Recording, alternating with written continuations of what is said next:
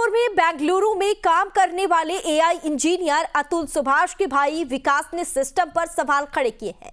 उन्होंने कहा कि 5 दिन बाद भी किसी की गिरफ्तारी क्यों नहीं हुई, कौन बचा रहा है उसके परिवार को। लड़की होती तो बिन एफआईआर हो जाती गिरफ्तारी। विकास कुमार से न्यूज 8 की संवाददाता मंटुन रॉय ने खास बातचीत की, देखिए। एआई इंजीनियर बेंगलुरु में कार्यरत अतुल सुभाष की आत्महत्या के आज 5वें दिन बीत गए, लेकिन अब तक क्या कुछ कार्रवाई हुई है आप लोगों के सामने है। उनके भाई विशाल कुमार हैं, उनसे हम जानते हैं। विकास जी बताइए, विकास जी 5 दिन बीत गए, आप लोग लगातार मीडिया से बने हुए हैं, 5 दिनों से एक ही सवाल कर रहे हैं, सिस्टम पे सवाल उठा रहे हैं, न्यायिक व्यवस्था पे सवाल उठा रहे हैं, लेकिन अब तक क्या अपडेट है, कुछ क्या लग रहा है?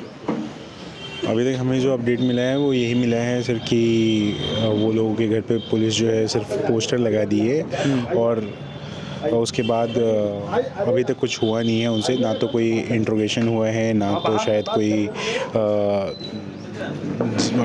अरेस्ट हुआ है। और ये मौका दिया जा रहा है उन लोगों को, या पता नहीं क्या, या फिर पता नहीं कौन संरक्षण दे रहा है। इतने बड़े सुसाइड नोट, इतने बड़े वीडियो के बाद भी अगर सुसाइड होने के बाद भी अगर वो गिरफ्तारी नहीं हो रही है। मैंने जो केसेस दर्ज कराए हैं, नीमली दर्ज कराए हैं, और इसके बाद भी गिरफ्तारी नहीं हो रही है, तो ये बहुत बड़ा सिस्टम फेलियर है। और इस सिस्टम के खिलाफ ही मुझे अब लड़ाई करनी है। जिस सिस्टम के खिलाफ जो है वो मेरे भाई ने लड़ाई करते करते अपनी जान दी है, तो मुझे इस सिस्टम से लड़ाई करना है और एट द एंड करना है, 1 to 1 करना है, चाहे जो हो जाए इसमें। लेकिन आज 5वां दिन है, 5वां कोर्ट जो है नोटिस चिपका दी। उसके बाद आप देखिए, उसमें जो है कई ऐसे पहलू हैं जहां एक रीज़न भी है। एक रीज़न बताएगा कि अमूमन ये पैसे मांगे जा रहे थे, लगातार हरासमेंट हो रहा था, तो इसको लेकर आप लोगों से आपके भाई ने कभी चर्चा किया?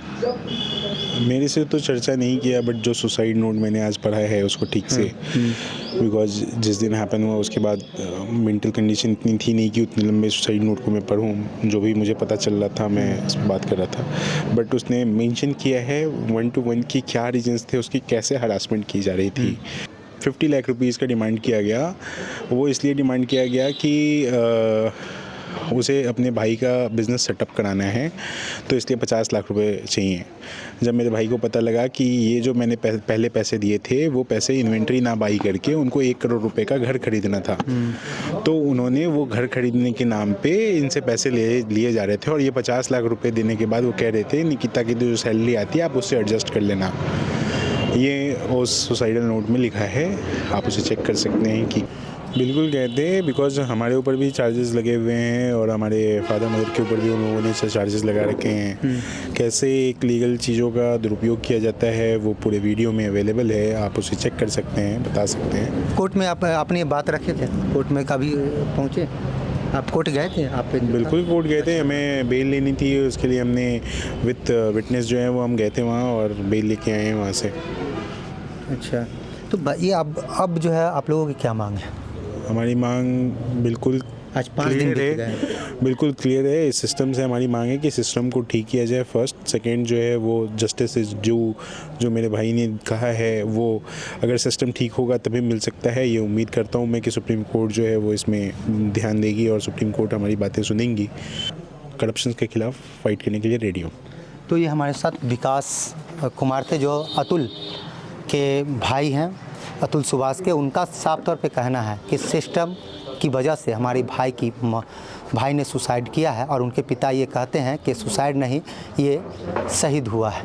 तो पूरे अब 5 दिन बीत गए हैं। अब देखने वाली बात यह होगी कि 5 दिनों बाद क्या वो 5 नाम जिस पे जो एफआईआर दर्ज है वो गिरफ्तार हो पाते हैं। हालांकि पुलिस अब तक इन 5 से काफ़ी दूर है, लेकिन आज बेंगलुरु पुलिस जौनपुर पहुंची है, जहां उन्होंने उसके घर पे नोटिस चिपका दिया है। मंटुन रॉय, न्यूज़ नेशन, समस्तीपुर।